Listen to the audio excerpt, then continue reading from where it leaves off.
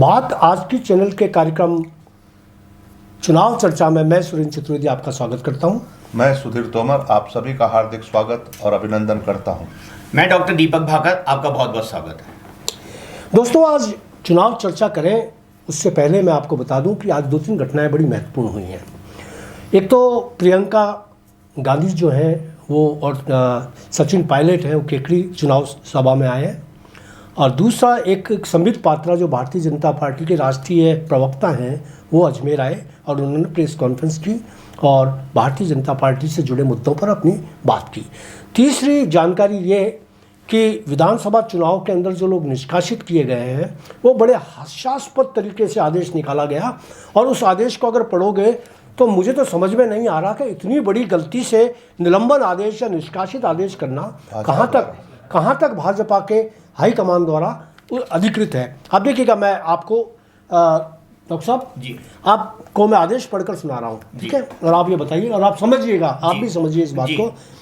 वो लिखते हैं, जो आदेश ओंकार सिंह लखावत के दस्तक से ये हुए हैं, जिन लोगों को निकाला गया है पूरे राजस्थान के अंदर, उनमें आप देखिए, भारतीय जनता पार्टी राजस्थान के निम्नांकित कार्यकर्ताओं ने भाजपा के प्राथमिक सदस्य रहते हुए भाजपा द्वारा विधानसभा चुनाव राजस्थान 2023 हेतु घोषित अधिकृत प्रत्याशी के विरुद्ध चुनाव लड़ रहे हैं। भारतीय जनता पार्टी के संविधान की धारा बताई है उन्होंने, और उस पर लिखा है कि पार्टी के घोषित उम्मीदवार के खिलाफ चुनाव लड़ने वाले सदस्य को प्रदेश अध्यक्ष अथवा राष्ट्रीय अध्यक्ष द्वारा पार्टी से तुरंत निष्कासित किया जा सकेगा। अतः माननीय प्रदेश अध्यक्ष भारतीय जनता पार्टी राजस्थान से निम्नांकित कार्यकर्ताओं को भारतीय जनता पार्टी से तुरंत निष्कासित या निलंबित करने का आदेश प्रदान करती है। तो इसमें साफ जाहिर है डॉक्टर साहब आपके कहने से कि ये जो दो तरह के लोग हैं, एक तो जो समर्थन दे रहे हैं या पार्टी विरोधी काम कर रहे हैं, पार्टी के विरोध में काम कर रहे हैं, या जो पार्टी के खिलाफ चुनाव लड़ रहे हैं, यही आदेश का मतलब हुआ या दूसरा कोई मतलब नहीं? हुआ? बिल्कुल ठीक है।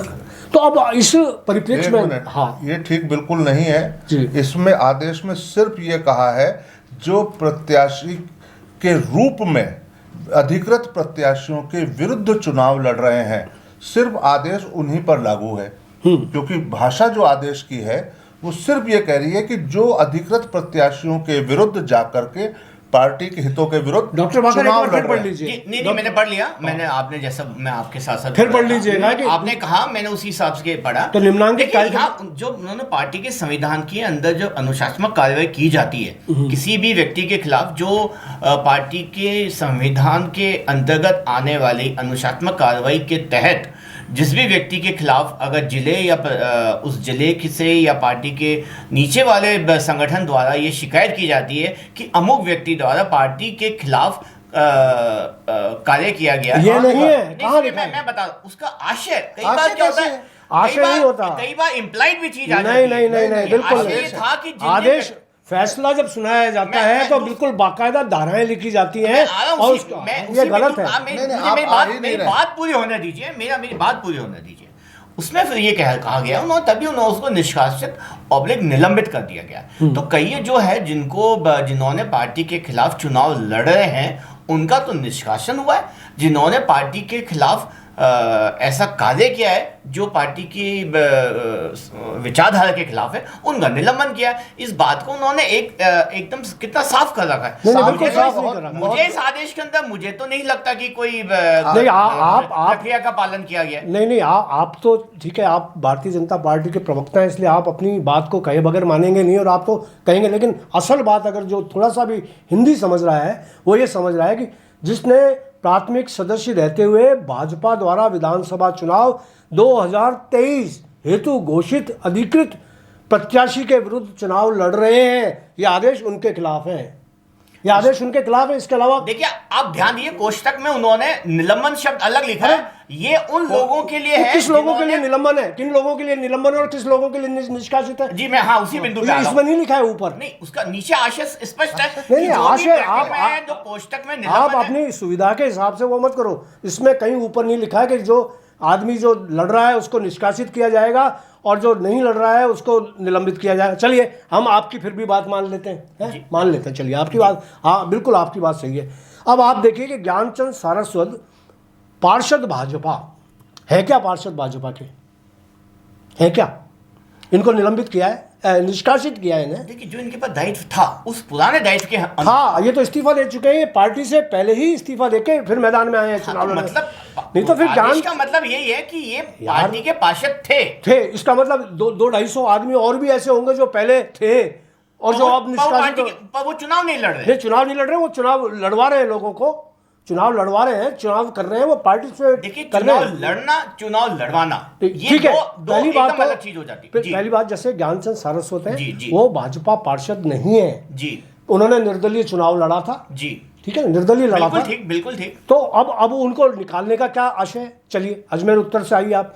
श्री कुंदन वैष्णव पार्षद भाजपा, वो चुनाव लड़ रहे हैं, जी बिल्कुल, उनको निकाल दिया आपने, जी बिल्कुल, ठीक है। आनंद सिंह जी राजावत जो पूर्व जिला उपाध्यक्ष हैं, उनको निलंबित किया है आपने, जी। क्यों?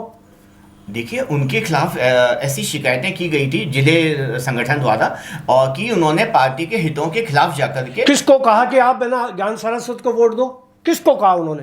किसी एक व्यक्ति को कहा हो? वो यहाँ मेरे यहाँ बैठे, उन्होंने एक बार भी ये नहीं कहा। उन्होंने कहा कि मैं भारतीय जनता पार्टी का नेता हूँ, मैं भारतीय जनता पार्टी को ही मेरा वोट जाएगा। जब वो खुद ये कह रहे हैं कि मैं वोट भारतीय जनता पार्टी को दूंगा, और आज भी उन्होंने, आनंद सिंह राजावत ने अपने पद से इस्तीफा दिया है, खुद उनको निकालने का क्या मतलब है? उन्होंने खुद ने इस्तीफा दे दिया कि अगर आप ये महसूस करते हैं तो ठीक है, मैं पार्टी से नहीं निकल रहा, मैं पार्टी को वोट दूंगा। लेकिन आप ये मान लें, कोई किसी को आशीर्वाद देने चला जाए या कोई किसी के ऑफिस में चला जाए तो क्या वो एक कार्रवाई होगी उसके खिलाफ? देखिए मैं इस बात को स्पष्ट करना चाहूंगा। जब पार्टी की तरफ से घोषित उम्मीदवार आ जाता है मैदान के अंदर, चुनावी रण के अंदर, और दूसरा व्यक्ति जो पार्टी के खिलाफ चुनाव लड़ रहा है वो भी पार्टी का ही पार्षद था और पार्टी के विचारधारा के खिलाफ जाके निर्दलीय चुनाव लड़ रहा है, और जिसको समझाने की पूरी कोशिश की गई है, उसके बावजूद सुनिए मैं बात कर रहा हूँ ज्ञानचंद सारस्वत के लिए। अरे वो तो बात ही खत्म हो गई ना। और जब उनके पास आनंद सिंह राजावत जो हमारे पूर्व जिला अध्यक्ष थे, वो जाकर के वो माला पहनाते हैं, वो कहते हैं कि वो व्यक्तिगत माला पहनाना, मैं पूरी बात पूरी हो जाने दीजिए। तो पार्टी का ऐसा निर्णय बनता है कि देखिए ये पार्टी की जो है एक माहौल खराब होता है चुनाव के अंदर, और पार्टी ने ऐसा निर्णय लिया कि ये जो चीज है वो अनुशासनहीनता के अंतर्गत आती है कि चुनावी रण के अंदर उनका ये काम, वो उनको तो देवनानी जी को जाके माला पहनानी चाहिए। अच्छा चलिए, अब मैं कहता हूँ आनंद जी के लिए तो आप ये कह रहे हैं सुभाष काबरा आपके पदाधिकारी हैं? वो क्या कर रहे हैं जी? वो क्या कर रहे हैं? ऐसा वो उससे ज्यादा पब्लिक डोमेन में या मीडिया डोमेन में पब्लिक डोमेन में देवनानी के खिलाफ बोल रहे हैं। कार्य नहीं आया है, कोई भी सुभाष काबरा देवनानी के खिलाफ यहाँ बोल के गए, खुलेआम बोल के गए। टिकट लेने के पहले की बात है, टिकट लेने के बाद भी उन्होंने अपने विचार व्यक्त कर दिए। आपके विचार व्यक्त हो गए। कुंदन सिंह वैष्णव जो है वो निर्दलीय पार्षद है, वो भारतीय जनता पार्टी के पार्षद नहीं है, उनको क्यों निलंबित कर रहे हैं? ठीक है, कई क्या ऐसी टेक्निकल एरर हो जाता होगा। ये टाइपिंग वो होती है। इसका मतलब ये है कि जो आपने वो जो अपना जो भारतीय जनता पार्टी का हाई कमान है, उनके पास टाइपिंग मिस्टेक करने वाले लोग बैठे हैं, जो कुंदन सिंह जो अपने है ही नहीं। ये तो अच्छा हुआ कि कुंदन वैष्णव को किया, ये तो और किसी और को भी कर देते। नवीन वैष्णव, सुरेंद्र चतुर्वेदी को हटाते हैं, क्यों हटाते हैं? ये तो बात ही अजमेर संभाग की हो रही है, तो बाकी और के बारे में तो विचार करने वाली बात ही। इंदर सिंह बागावास जो है वो भारतीय जनता पार्टी के कार्यकर्ता बताकर उन्होंने कहा कि वो पार्टी से वो लड़ रहे हैं, ठीक है, ओके, निकाल दिया। महेंद्र सिंह रावत पहले से ही इस्तीफा दे चुके हैं, वो भारतीय जनता पार्टी के मेंबर रहे ही नहीं। उसको क्यों निकाल? देखिए जो भी व्यक्ति इस्तीफा देता है, जब तक उसका इस्तीफा स्वीकार नहीं होता है तब तक तो उसी पद पे माना जाएगा। वो चाहे वो पंचायत समिति है, चाहे ज्ञानचंद सारस्वत जी, उन्होंने इस्तीफा दे दिया, पर पार्टी में जब पार्टी का एक्सेप्ट तो होगा इस्तीफा। जब इस्तीफा स्वीकार ही नहीं हुआ तो वो तो पार्टी के पार्षद ही तो माने जाएंगे। हाँ, तो आप उन्हें तो कभी भी मान लो इस्तीफा दे दिया, उसके बाद में तो क्या होता है, आदमी अगर सरकारी नौकरी में उसने इस्तीफा दे दिया तो आप जब तक इस्तीफा स्वीकार नहीं होगा, जब तक सरकारी नौकर माने जाएंगे, तनख्वाह मिलेगी?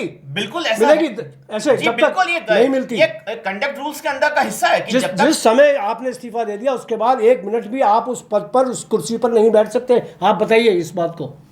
ऐसा है कि इस प्रक्रिया में ये जो पत्र आया है इसमें कई त्रुटियां हैं, और ऐसा लगता है कि ये ना तो इसे भाषाई स्कैनर से गुजारा गया है और ये बहुत जल्दबाजी में निकाला गया पत्र है। तो इसमें जो पहली बात है वो अजमेर उत्तर से ज्ञानचंद सारस्वत को पार्षद भाजपा के थे 13/11/2023 को, उस दिन के तारीख को आधार मानते हुए उनको निलंबित किया गया है, निष्कासित किया गया है। लेकिन आनंद सिंह राजावत जी को 16/11 को निलंबन उनका 16/11 से प्रभावी माना गया है। तो इस तरह से इसमें है। बात यह है कि निलंबन अथवा निष्कासन के लिए जो डॉक्टर दीपक भाकर जी बात कह रहे हैं कि इसी पत्र में ये स्वयं सिद्ध है कि भाई हम जो पार्षद जो प्रत्याशी के रूप में लड़ रहे हैं उन्हें हमने निष्कासित किया और जो समर्थन दे रहे हैं उन्हें निलंबित किया, जबकि पत्र की भाषा सिर्फ और सिर्फ उन प्रत्याशियों की बात करती है जो पार्टी के अधिकृत प्रत्याशियों के विरुद्ध जाकर के प्रत्याशी बने हैं। चलिए आगे बढ़ते हैं एक मिनट। अब अशोक रावत है जिन्होंने आरएलपी ज्वाइन कर ली, भारतीय जनता पार्टी से कब का त्याग पत्र दे दिया, उनको टिकट मिल गई आरएलपी की। उसके बाद में जब वो इलेक्शन लड़ रहे हैं और प्रचार कर रहे हैं, अब आप अशोक रावत को निकाल रहे हैं।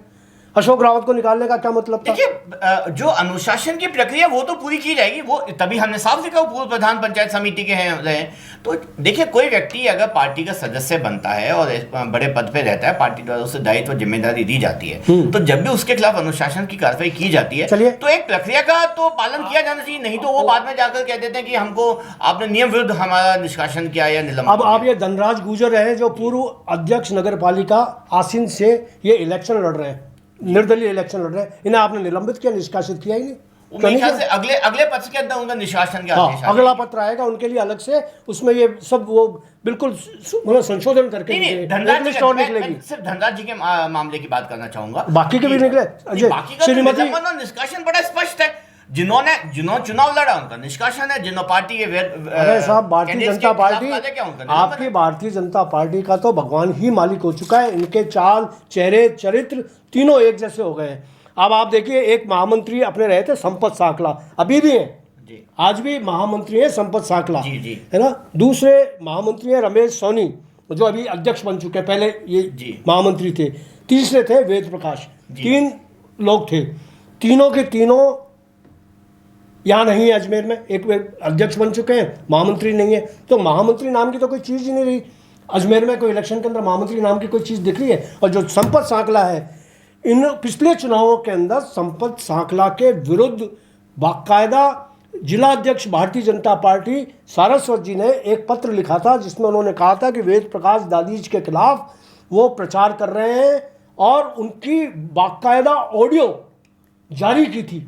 और वो ऑडियो था जिसके अंदर वो लिख रहे थे कि यार लगाओ पैदे बैठाओ उसको, वेद प्रकाश दादी। जब संपत साकला को आपने पैदे नहीं बैठाया, आज तक उसके खिलाफ कार्रवाई चल रही है।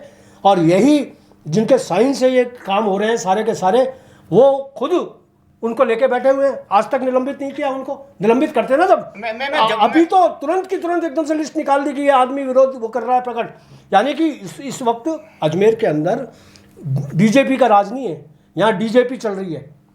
यहाँ डीजेपी का राज है। देवनानी भारतीय जनता पार्टी की जगह देवनानी जनता पार्टी हो गया। भैया देवनानी जिसको कहते हैं उसको तुरंत सस्पेंड कर दो, उसको हटा दो, उसको निकाल दो, और बाकी जो चल रहे हैं कहाँ है संपत साकला आज? नहीं, देखिए बिल्कुल आपका ये बिल्कुल ऐसा कुछ भी नहीं है। वो हमारे 4 बार के विधायक हैं और दक्षिण में 4 बार के विधायक हैं। ऐसा कुछ नहीं। पार्टी के अंदर एक बहुत विश्व की सबसे बड़ी पार्टी है और इतनी पुरानी पार्टी है, और हमने इस देश को इतने प्रधानमंत्री भी दिए हैं। बिल्कुल बिल्कुल। और आपने संपत साकला जैसे लोग मैं संपत जी की बात कर रहा हूँ। देखिए, वो पार्टी अभी आज तक वो पार्टी के महामंत्री हैं और उन्हें जो भी पार्टी की जिम्मेदारी दी जाती है उसको वो पूरा करते हैं। और जहाँ तक आप उसके बोलते हैं उनके खिलाफ जो अनुशासन की कार्रवाई, देखिए कहीं भी कई बार कई लोगों की शिकायतें कर दी जाती है। कोई एनोनिमस कंप्लेन आ जाती है किसी की। मैं पूरी बात कमाल है यार, मतलब कमाल है। आप यार किस तरीके के प्रवक्ता हो आप यार? आप मेरी बात तो पूरी होने दीजिए। आप न्याय की बात ही नहीं सुनना चाहते। बात तो पूरी होने दीजिए, मुझे बोलने का मौका दीजिए। मेरे को 2 मिनट लूंगा मैं आपके। देखो, कई बार हर तरह की शिकायतें की जाती है, तो उसमें ऑडियो भी शिकायत होती है, कईयों के वीडियो भी आते हैं, पर पार्टी अपने स्तर पे उसकी जांच कराती है। अगले चुनावों तक जांच चलती रहती है। वाह, आप मेरी बात तो पूरी होने दीजिए। तो पार्टी अपने स्तर पे जांच कराती है, पार्टी का अपना एक सिस्टम है जिसके अंदर वो पार्टी जांच कराती है। ये ओंकार सिंह लखावत का सिस्टम है और किसी का सिस्टम नहीं है। यहाँ वो ओंकार सिंह लखावत जिंदा हो जाते हैं, वो अपना दायित्व कर रहे हैं जो उनको जिम्मेदारी दी गई है पार्टी द्वारा। कुछ तो पार्टी अपने स्तर पे जब जांच कराती है तो उस जांच में अगर दोषी पाया जाता है तो उसके खिलाफ कार्रवाई की जाती है, कोई दोषी पाया नहीं जाता है तो उसके खिलाफ कोई कार्रवाई नहीं की जाती है। आप कार्रवाई नहीं की जाती तो आप कह दीजिए कि संपत सांकला के खिलाफ कार्रवाई इसलिए नहीं की गई क्योंकि उसके बनता नहीं था, उसका जो ऑडियो था वो झूठा था। नहीं, क्या ये काम मेरा है ही नहीं। जब ऑडियो ये काम पार्टी के अनुसार आदमी एक पार्टी में एक अलग विभाग बना हुआ है, वो जांच कर रहे हैं। या तो जांच मुझे नहीं पता कि अभी 4 साल तक जांच ही नहीं हुई, जांच पूरी हुई कि जांच नहीं हुई। तो जब भी जांच पूरी होगी, अगर वो दोषी पाए गए तो उनके खिलाफ कार्रवाई की जाएगी। जब भी जांच पूरी होगी, अब आप देखिए तोमर साहब, जब भी जांच पूरी होगी, 4 साल में वो जांच नहीं हुई पूरी, अब होगी, इस इलेक्शन के बाद में होगी।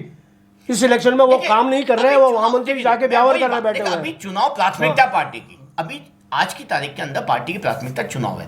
जो चुनाव के दौरान किए गए जो भी कार्य हैं उसके ऊपर अभी निर्णय लिए गए। जो पार्टी के पुराने निर्णय हैं, जो भी कुछ ऐसे तो कई पेंडिंग पड़े रहते हैं डिसीजंस, कई पहले हो जाते हैं, कोई बाद में हो जाते हैं। आज की तारीख पार्टी की प्राथमिकता ये चुनाव है, विधानसभा चुनाव। कुछ नहीं है सर, इसके दौरान की गई कार्यवाही उसके बारे में ही हम आज की तारीख में चर्चा। भाजपा के अंदर आज भी ऐसे व्यक्ति हैं जो रिश्वत कांड में पकड़े गए, जेल रहकर आए और वो निष्कासित नहीं हुए। देखिए, उनको निलंबित लगाना बड़ा आसान हो जाता है। अच्छा, कई बार अच्छा। मुझे बात तो कहने दीजिए, मुझे बात कहने। आप ही बात कह रहे हैं, बाकी तो कोई कह ही नहीं रहा ना। आप तो पार्टी के लिए इस तरीके की बातें कर रहे हैं जैसे कोई पार्टी ने आपको झूठ बोलने के लिए यहाँ भेजा है कि झूठ बोल के मैं तो मेरा काम है तथ्य आपके सामने रखना। तथ्य तो मैंने रख दिए ना, आपके सामने तथ्य रख दिए कि एक संपत सांकला का ही मैं कह रहा हूँ। आप सामने वाले को डिफेंस का मौका तो देंगे। क्या देंगे आप? अपनी डिफेंस में जो बात कर रहा हूँ, धनराज गुजर को आपने निलंबित किया है, निष्कासित कर दो ना, वो इलेक्शन लड़ रहा है। तो मैंने कहा इस बारे में अगला आदेश आ जाएगा, हो सकता है आ भी गया, अभी मेरे संज्ञान में नहीं आया है,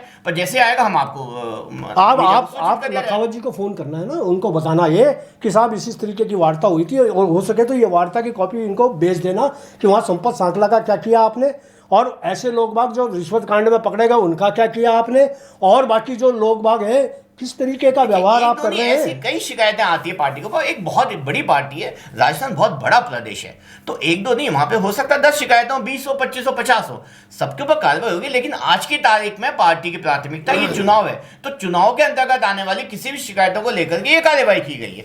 बाकी जो भी कार्रवाई हो या जो भी अनुशासन की कार्रवाई है उन लोगों के खिलाफ है, वो मुझे लगता है आने वाले समय में उसमें निर्णय लिया जाएगा पार्टी द्वारा। दोस्तों, आने वाले सही वक्त पे सही निर्णय लिया जाएगा। सही वक्त पर सही निर्णय नहीं लिया गया, लेकिन सही वक्त पर प्रवक्ता को सही बोलना ही चाहिए, और ऐसे ही प्रवक्ताओं को भारतीय जनता पार्टी में ज़रूरत है जो समय आने पर रक्षा करने के लिए किसी भी तरीके से चीन की दीवार बन जाएं, चाहे उनको कितना भी झूठ, उनकी अंतरात्मा भले ही बोल रही हो, कहाँ यार बात तो सुरेंद्र चतुर्वेदी सही कह रहे हो, लेकिन मुझे तो क्योंकि प्रवक्ता हूँ इसलिए यही बोलना है, तो यही बोलोगे। दोस्तों, एक बात और आज मैं करना चाहूँगा, नई बात है, नई जानकारी है कि आज धर्मेंद्र राठौड़ जो पहले इलेक्शन लड़ना चाह रहे थे अजमेर से, वो वापस अजमेर पधार गए, और ये शुभ समाचार मैं आपको दे दूं कि अजमेर क्लब के अंदर बैठकर उनकी वार्ता चल रही है महेंद्र सिंह रणौता जी से, जिनने उनके मुंह से टिकट छीन कर, और जैसे मांस चील के घोंसले से मांस निकाला जाता है ना, उसी तरीके से निकाल के लाए, और वही लाल डायरी वाले नेता आज अजमेर में हैं, और ऐसे जानकारी मिल रही है कि वो उनके साथ प्रचार करेंगे। अब उस प्रचार के अंदर उनको लाल डायरी का मुद्दा, उनकी छवि, उनके और दूसरे जो आरोप हैं उनका लाभ मिलता है या हानि मिलती है, ये महेंद्र सिंह रणौता जी को सोचना है कि उनके आने से उनको फ़ायदा होगा या नुकसान होगा। अगर उनको लगता है कि उनके आने से बहुत फ़ायदा होने वाला है तो अच्छी बात है, शुभ समाचार है उनके लिए, और देखते हैं कि इसका क्या, ये सच्ची दोस्ती है, गहरी दोस्ती है, दिखावटी दोस्ती है, हाथ मिला रहे हैं, खंजर है या नहीं बगल में, ये सारी चीज़ें देखने की बात है जो समय बताएगा। दोस्तों, आज इतना ही, कल फिर अन्य मुद्दों पर बात करेंगे। धन्यवाद।